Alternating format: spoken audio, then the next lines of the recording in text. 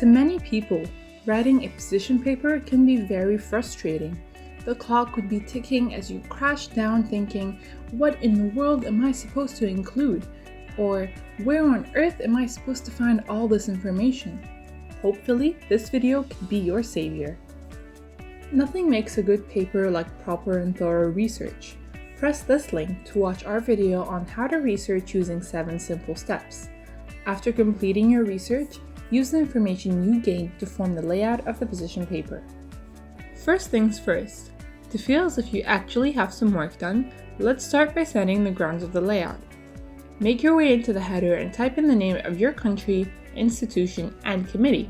Below that, create 3 to 4 sentences stating the topics of the conference, some information on the committee, and your country's overall stance on the subject.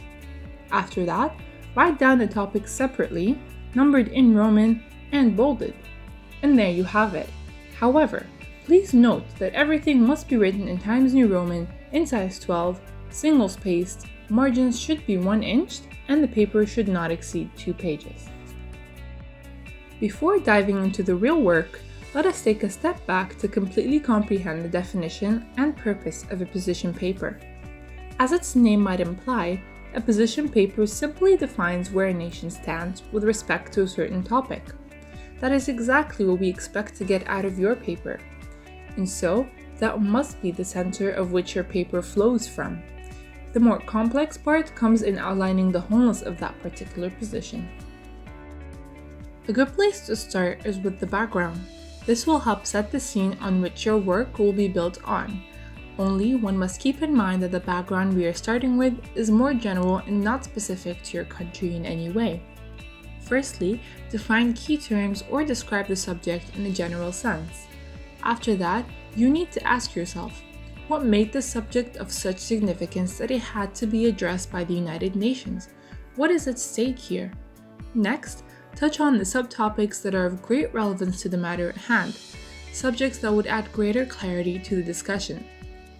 It is important to clarify that all this information presented to you is nothing but a tool to create an ideal paper.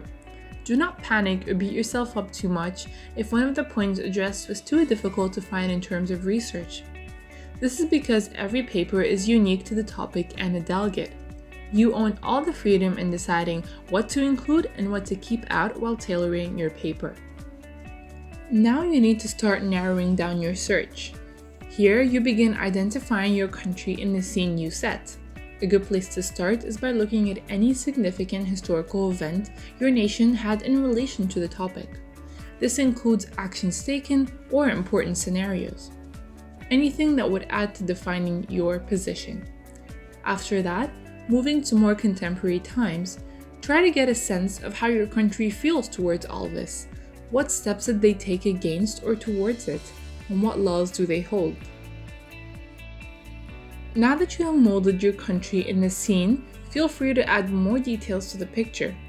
Look at the issue in a more international scope, but still holding firm the lens of your country. Here, you cover the exact same points as you did previously, but on a more global scale. Do not forget, this still has to relate directly to your nation. Finally, moving on to the core of the organization, you will end the paper by providing possible solutions to the arguments. This is the most valuable section of your paper, and you need to work hard on making it your best. Here, you could build up on previous resolutions or come up with new ones. It should not be necessary to look at resolutions provided by your country in specific, although you very much could, so long as it does not go against your country's ideals. For some final notes, please keep in mind that both topics must be addressed. The paper must be completely original. Double delegates are required to submit one paper. You should never present a bad image of your nation, and that a position paper may serve as your opening speech. Moreover, if you would like to cite a statistic, you may just mention the source and date. In case certain conferences have different formats, it is important to always refer to the position paper guidelines offered by your chairs. Thank you very much for putting time aside for this, and we sincerely hope it helps you in your writing process. Keep in mind that your position paper will tell a lot about you to your chairs, as it shows just how well you prepared for the conference. Given that, it may very well be a stepping stone for an award. Good luck and happy writing!